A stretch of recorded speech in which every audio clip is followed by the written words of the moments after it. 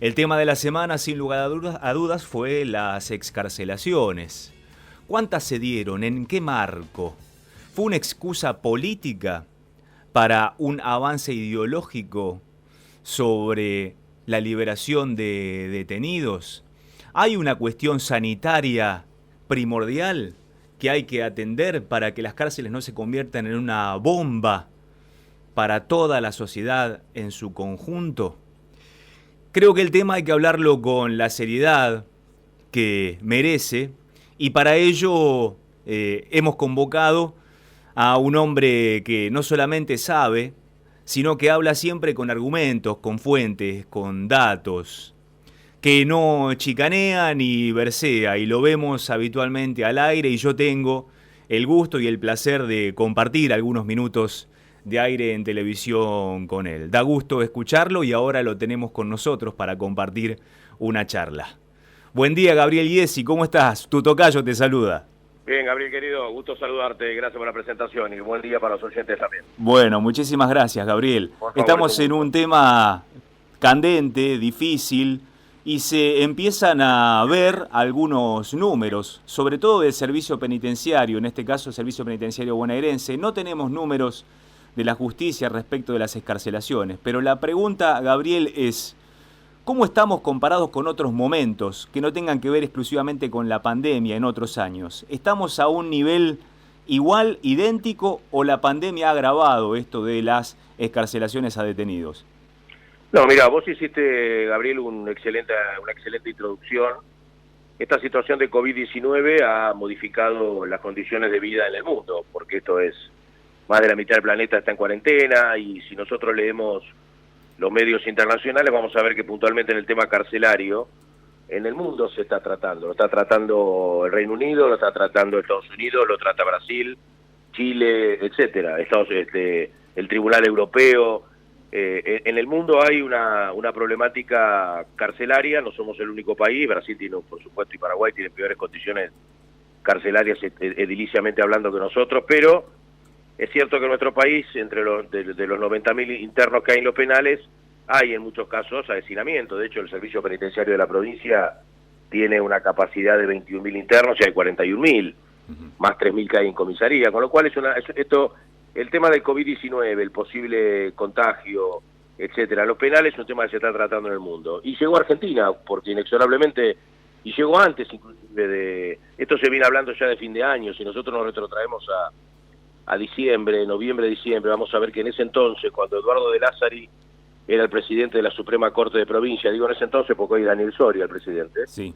Ya Eduardo de Lázari en aquella oportunidad hizo una reunión con jueces, en ese caso presencial, pues todavía se hacían de esa manera histórica, y ya trató el tema de la superpoblación carcelaria. Por supuesto que esto se vio agravado cuando el COVID cuando el mundo conoció el COVID a finales de año, y por supuesto después se instaló en nuestro país, con lo cual creo que es una realidad que hay que atender, y acá se está atendiendo, y no ha habido casos puntuales que no tienen justificación, pero tampoco ha habido un exceso, porque pensá que el servicio penitenciario provincial tiene 41.000 internos, y por el COVID-19 han salido unos 640, y el resto del que ha salido, que se habla de 2.000, y el resto son salidas tradicionales, y todos los días salen internos de los penales. Todos los días hay agotamiento de pena, porque la pena se cumple, en algún momento la pena se termina, aún la perpetua a los 35 años. Salvo Robledo Pucci, no sé si algún otro interno que en mi memoria me falle, que tengan una accesoria que es del artículo 52 del Código Penal, que habla de reclusión por tiempo indeterminado. Las penas se terminan, con lo cual el preso, cuando termina la pena, sale de los penales. Por otro lado están las libertades condicionales, hay muchas variantes de salida, y por supuesto que ha habido casos puntuales de COVID-19. Ahora, ¿por qué entonces la preocupación tan alta a los cacerolazos si es que estamos más o menos en los números esperables? Porque ha habido un mensaje confuso. Es decir, se ha dicho, por ejemplo, que el juez Víctor Violini había concedido la excarcelación a 2.300 internos, y no es así. Si bien podemos discutir la acordada, y yo la discuto porque creo que ahora la Corte de Provincia va a modificar y va a puntualizar algo que fue muy amplio, porque en ese entonces Violini el juez Violini era el titular de casación, y en ese entonces también no hace mucho de esto, hace un mes, pero bueno, uno ha pasado tantas cosas que todo es muy, hay ritmo frenético.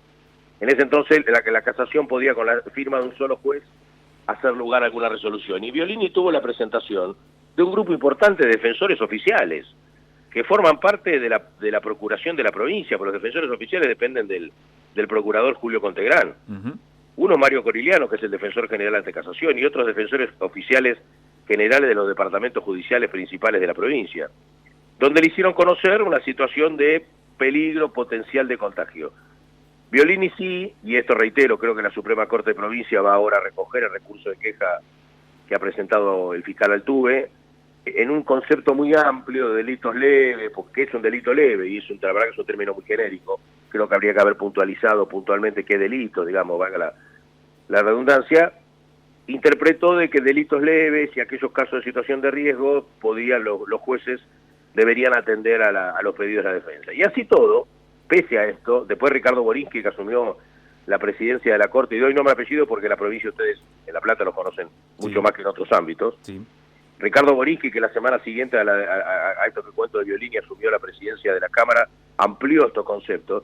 Así todos los jueces de la provincia han dado 637 casos de COVID, algunos cuestionables, sí, claro, hay un juez de Bahía Blanca, Brun, que está siendo objeto de pedido de juicio político ante el jurado, ante la Secretaría de Enjuiciamiento de la provincia, pero no ha habido una liberación masiva. Lo que pasa es que, bueno, se ha informado de alguna manera que la gente ha tenido, lógico, como todos, un cierto temor, ¿no?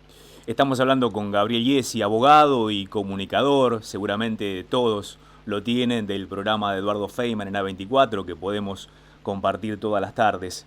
¿Cuánto interviene, Gabriel, la grieta, la llamada grieta, en el análisis de lo que vos estás explicando también? Me refiero al tema del final de la semana pasada con la jueza Márquez de Quilmes, que dijo que en un día se habían liberado 176 violadores y luego se desdijo de lo que había dicho y finalmente supimos que no hay datos específicos de casación en la provincia de Buenos Aires. Por eso pregunto, ¿cuánto interviene la grieta para esa confusión de la que hablabas? Y en este caso mucho, porque yo el otro día, el viernes, cuando entrevistamos a la jueza, no sé, fue el jueves o el viernes. El viernes. El viernes le hicimos una nota al aire en el pase con Johnny Viale. Sí. Yo le hice una pregunta, yo llevo las estadísticas, yo tengo números oficiales porque como vos tengo fuentes del servicio penitenciario, de los distintos ministerios, tanto federal, por lo menos el federal y el provincial, no tengo del Chaco quizá, pero sí tengo de los dos principales. Pensemos que la provincia de Buenos Aires tiene casi la mitad de los internos que hay en el país. Y yo le pregunté a la jueza, porque los números que yo tenía, yo desde la mañana venía escuchándola, primero había dicho 1076, después se fue a 176, y yo digo, ¿de dónde saca la doctora? La conozco a la doctora Márquez, me merece respeto, digo, ¿de dónde saca estos datos?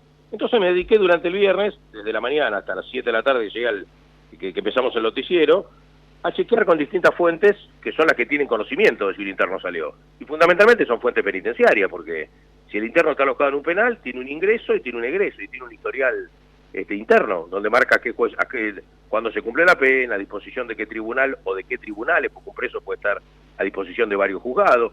Y la verdad que ninguno me pudo confirmar de que ese dato sea cierto. Se lo pregunté al aire, porque la verdad que me parece que en este tipo de cuestiones hay que ser muy cuidadoso, porque uno infunde un temor público. Diciendo mediáticamente una jueza que se liberaron 1.150 violadores, genera una situación de temor en la sociedad.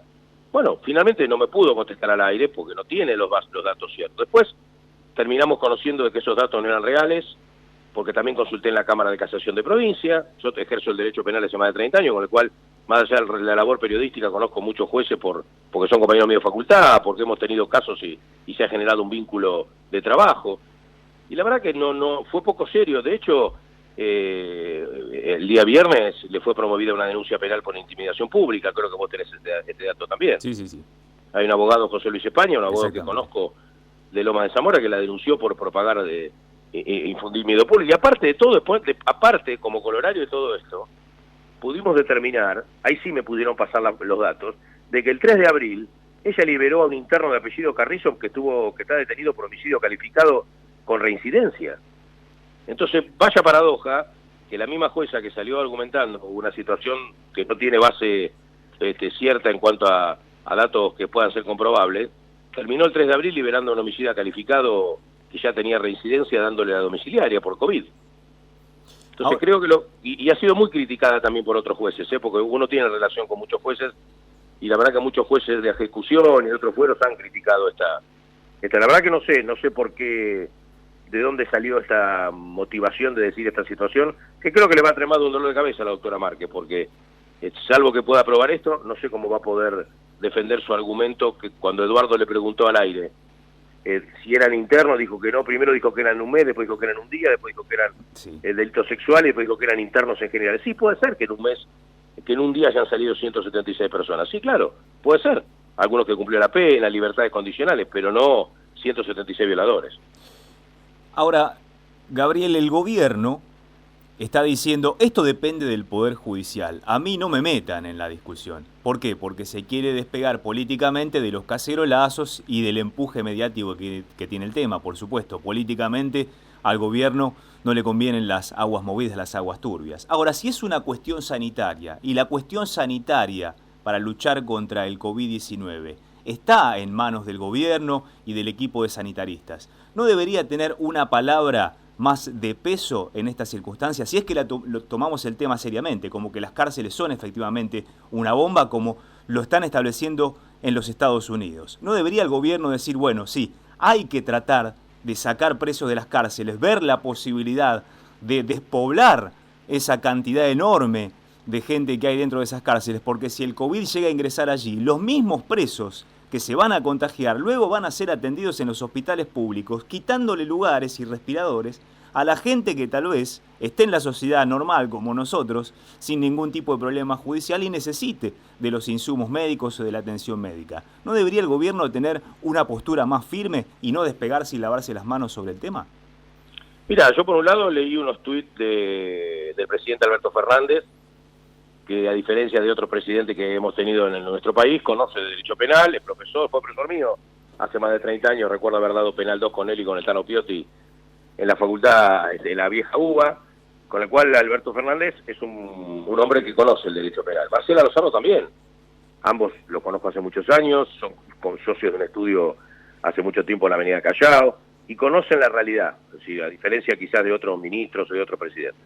Él hizo algunas declaraciones, no sé si fueron radiales, pero yo lo leí en su cuenta de Twitter, donde habló justamente de la situación carcelaria. Yo creo que a esta pata le falta una declaración de salud. ¿Por qué digo esto? Porque el otro día, el domingo, después del motín de Devoto, que fue el otro sábado, hubo una visita de Carla Bisotti, de la Secretaria de Salud, aquella funcionaria que todos podemos ver durante las mañanas dando la conferencia de prensa en el Ministerio.